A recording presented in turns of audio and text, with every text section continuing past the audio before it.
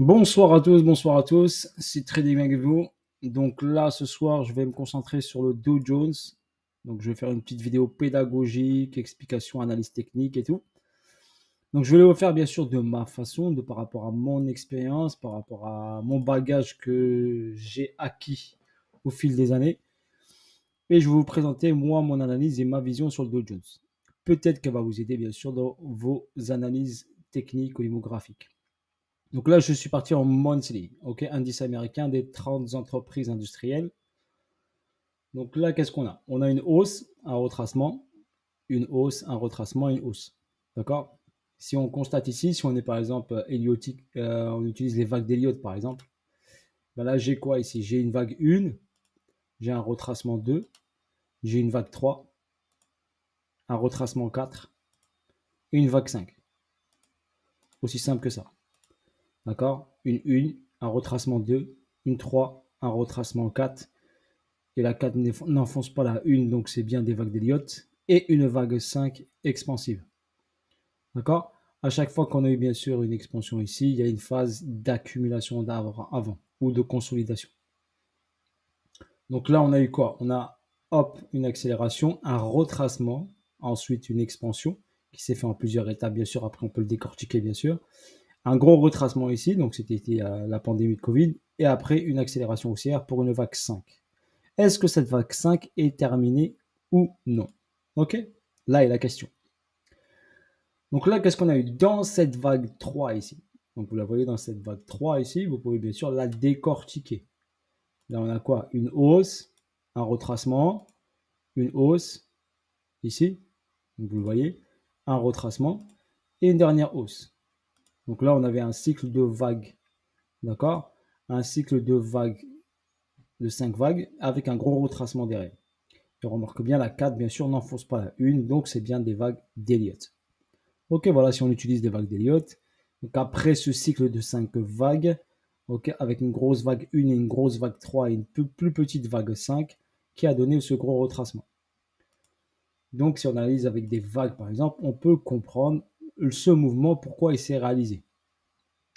On va dire qu'il est prémédité. Ensuite, si on utilise les phases ici, par exemple, d'accumulation, par exemple. D'accord? On utilise ce rectangle ici. Qu'est-ce qu'on voit? On voit ici, si on trace ce petit rectangle ici, d'accord, on va constater qu'on a une phase ici de latéralisation ou une phase d'équilibre, si vous préférez. Donc on a une phase d'accumulation ici ou de consolidation ou d'équilibre, ça dépend de la personne, ou de range, la personne qui comment emploie ce terme-là. Et après ce mouvement-là, on a eu un moment d'expansion. Si on prolonge ce petit rectangle, on constate quoi? Que le prix ici est revenu vers cette zone de neutralité. Donc, si vous voulez, c'est pour ça que j'attire votre attention sur ça. Je prends un graphique comme ça simple pour vous dire que le prix est revenu vers une zone intéressante et pas n'importe quelle zone.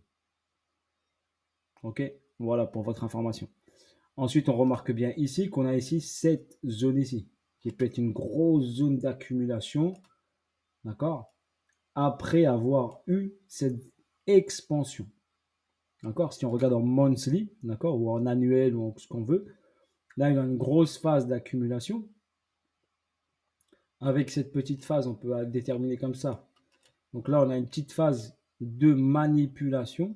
Donc on a manipulé et ensuite on a emmené le prix vers le haut. D'accord?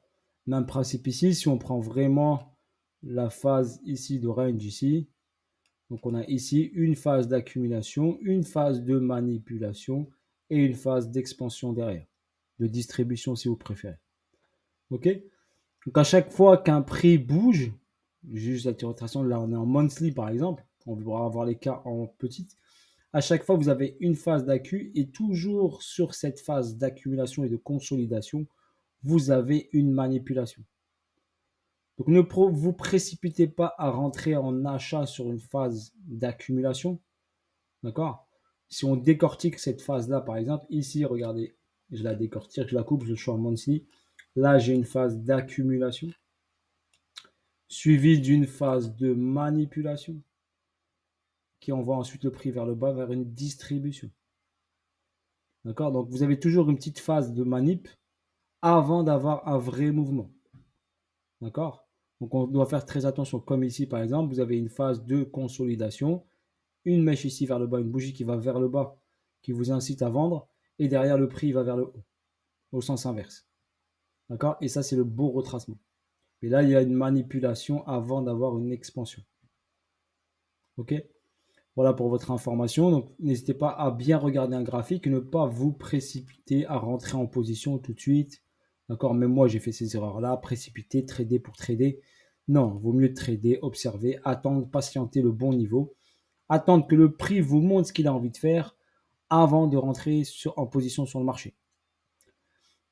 Également sur un actif, sur un graphique, il y a toujours on va dire, des déséquilibres de marché. Les déséquilibres de marché, c'est quand deux bougies ne sont pas connectées. Trois bougies ne sont pas connectées entre elles. Exemple, cette bougie-là, cette bougie-là, cette bougie-là.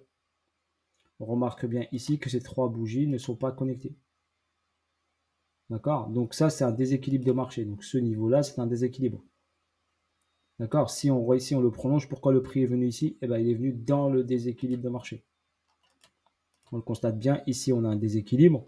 Donc les bougies ne sont pas connectées entre elles. Normalement, la bougie 1 et la bougie 3 doivent être connectées. Si on trace ici, ce niveau-là ici, on remarque bien que la bougie 1 et la bougie 3 ici n'est pas connectée.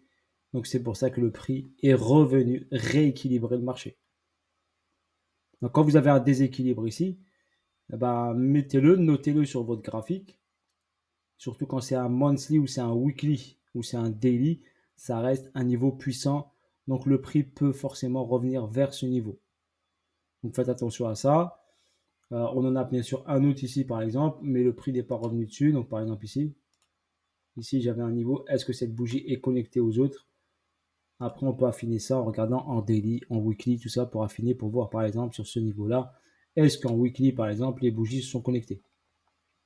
En monthly, elles ne sont pas connectées. Et on regarde bien ici, est-ce qu'en weekly, elles sont connectées? Là, je regarde bien, hop, je zoome et je remarque bien ici qu'elles sont connectées. Donc, c'est pour ça que le prix n'est pas revenu ici. OK, et après, on se balade ici, on peut regarder ici, est-ce que c'est connecté? Oui. Celle-là est connectée? Oui. Celle-là est connectée? Oui. Pas avec celle-là. Donc voilà, c'est pour ça que le prix est revenu vers ce niveau. Et ici, regardez, il n'y avait pas de connexion. On est venu la connecter. Donc, le marché a une mémoire. Donc, il se rappelle de ce qu'il a fait. D'accord, l'algorithme. Donc, quand il y a un trou de cotation, là, il était flagrant. Regardez, on le voit en weekly. D'accord.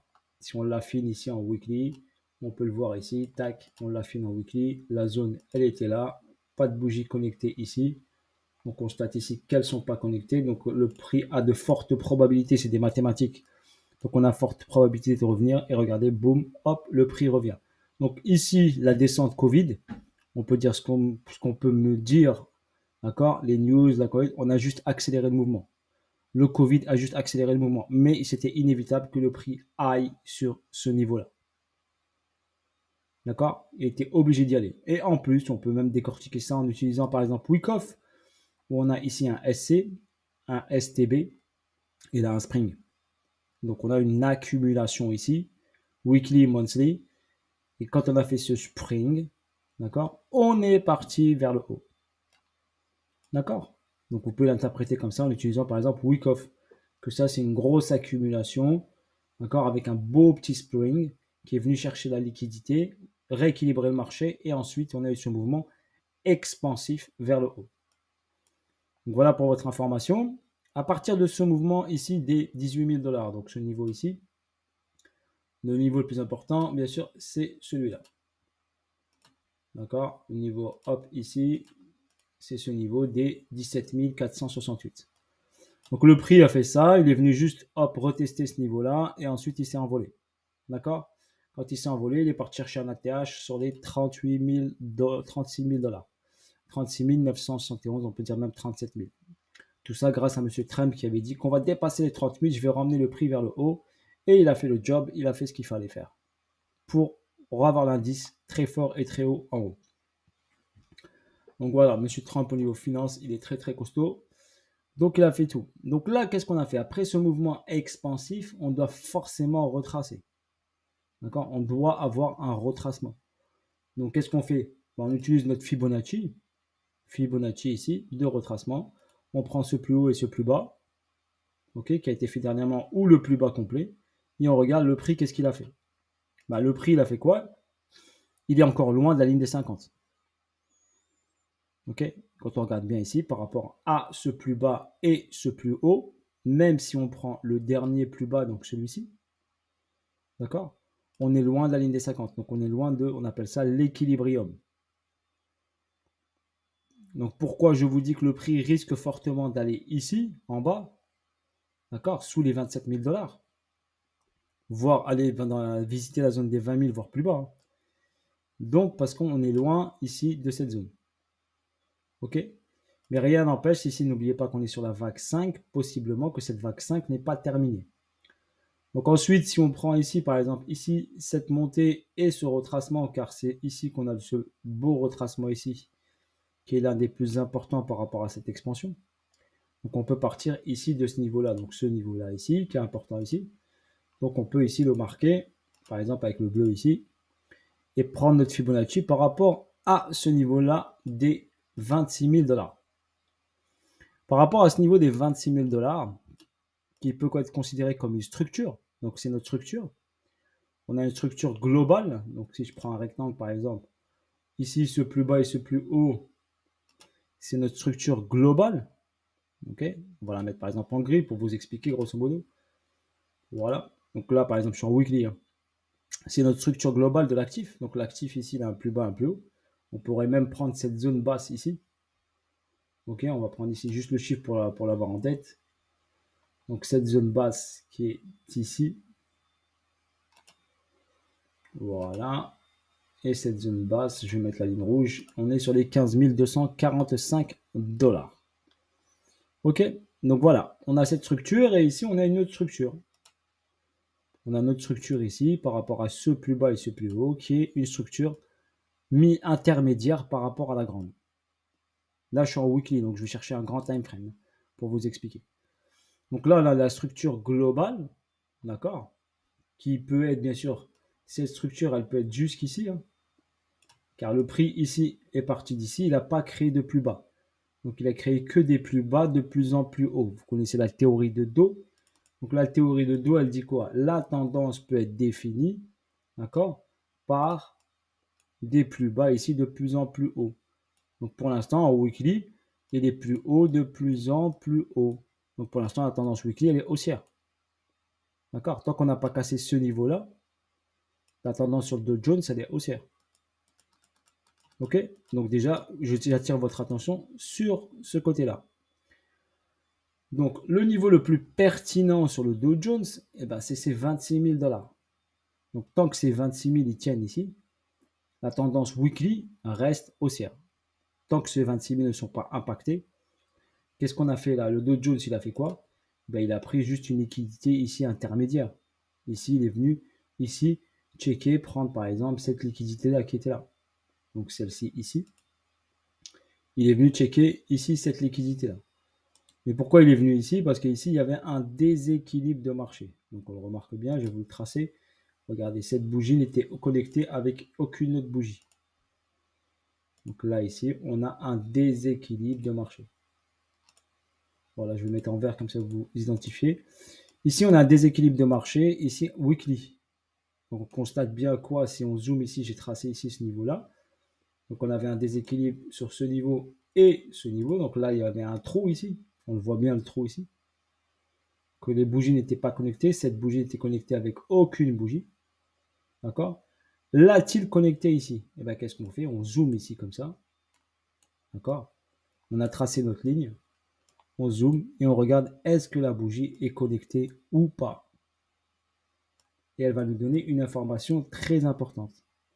Et si on zoome bien ici, on remarque bien ici que cette bougie n'est pas connectée. D'accord? Elle est juste venue proche du niveau, mais n'a pas connecté cette bougie. Donc, on a de fortes probabilités de revenir sur notre Lolo, fraîchement créé. Donc ça, c'est notre Lolo fraîchement créé. juste avec cette information, je sais que le prix, il va revenir ici. Quand va-t-il revenir? Ça, on ne peut pas le déterminer tout de suite. D'accord? Mais on sait qu'il doit venir ici. Donc, ici, c'est de la liquidité. Donc, c'est de l'argent qui doit être pris. Car ici, j'ai ma bougie qui n'est pas connectée. Donc, j'ai cette info. Je fais quoi? Je prends ce niveau-là. Tac. Je mets un petit dollar dessus. Comme ça, quand je reviens sur le graphique, je sais que c'est un niveau qui va devoir être pris. Je mets mon petit dollar dessus. Voilà. Et je sais que c'est de la liquidité qui doit être prise. Donc, forcément, le prix, il doit revenir ici car il n'a pas connecté cette bougie. D'accord? Il est venu proche. Et quand il est venu proche, il ne l'a pas connecté. Donc, forcément, il doit y revenir. Vous avez une information très importante. D'accord? À considérer. On constate aussi ici, par exemple, que cette bougie ici n'est pas connectée. D'accord? Cette bougie des 22 510, elle n'est pas du tout connectée, elle est toute seule. Là. Regardez, elle est toute seule, en attente. Donc là, vous avez des niveaux où le prix a de fortes probabilités de revenir. Ça ne veut pas dire qu'il va revenir tout seul, il peut, tout de suite. Il peut faire un ATH, par exemple, cet actif Dow Jones peut faire un ATH avant de revenir vers le bas. Mais gardez en tête que il va devoir venir visiter cette zone-là. Et cette zone-là, bien sûr, avant. Donc, prendre ici cette liquidité et descendre ici. Donc, ça, c'est une information qu'on a sur le graphique. Cette information est pertinente car elle nous donne un signe comme quoi l'actif va devoir subir un gros retracement. Donc, on ne va pas dire un crash, mais c'est un gros retracement pour aller chercher cette zone-là. Donc, on a cette information-là. Ensuite, on a quoi là ici? On a une poussée ici vers le haut. On a cette zone-là qui est intéressante. Donc, qu'est-ce qu'on fait ici? On prend ici cette bougie-là qui n'est pas connectée. On trace par exemple ici cette zone-là. Et on sait que le prix risque de revenir dans cette zone. Voilà, il faut y aller comme ça. C'est ça le trading. D'accord? On se dit pas, on sait que dans l'ensemble, en weekly, l'actif est haussier. Mais il a de fortes probabilités de revenir dans cette zone et dans cette zone. Voilà, entre les 20 000 et les 22 000 et les 28, revenir dans les 28, 26. Ok, donc on a cette information-là. Ensuite, quand on regarde le graphique ici, grosso modo, ben on a quoi ici? On a une grosse expansion haussière. Donc on a cette structure qui est ici, donc on va enlever ça, ok, pour pas trop charger, avoir plus un graphe un peu plus clair. Donc sur ce niveau ici, par exemple, là, j'ai une grosse accélération ici haussière. Et après le prix, il ralentit. D'accord? Grosse accélération, il a besoin de respirer. D'accord? Il a besoin de consolider. S'il veut continuer à monter, d'accord, il est obligé de respirer. Car là, il a fait 1, 2, 3, 4 bougies weekly. Ok, avec de la force. Il en a refait une autre ici. Il a retracé un petit peu, il a respiré un peu, il a fait une autre. Et là, forcément, il est sur une phase de latéralisation. Là, on remarque bien ici, cette phase de latéralisation. Et on sait que sur cette phase de latéralisation et de consolidation, d'accord, ok, derrière, on aura un mouvement expansif soit vers le haut, soit vers le bas. Car on accumule, c'est comme une accumulation. Mais n'oubliez pas, comme je vous l'ai montré, quand on a ça, on a forcément derrière une manipulation. Cette manipulation, elle peut être vers le bas et après on part en haut, ou elle peut être aussi vers le haut et on part en bas. Ok, là pour l'instant je vous montre au weekly, je n'ai pas décortiqué, je ne vais pas descendre encore en H1, H4. C'est juste que vous puissiez comprendre comment lire un graphique et vous intéresser aux zones importantes.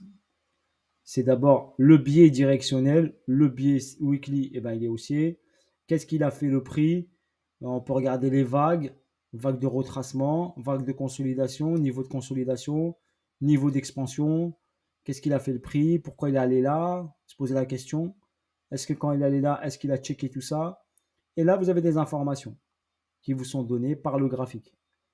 Et vous devez considérer, déjà là, vous avez une zone où vous devez intervenir, une zone où vous devez intervenir, d'accord, et voir un ATH à l'intérieur. Voilà pour cette première vidéo sur le Dow Jones. Ensuite, on passera sur une autre vidéo un peu plus explicative sur autre chose. Voilà cette première étape sur le Dow Jones. Bis à tous et à bientôt très vite sur une autre vidéo. Ciao, ciao.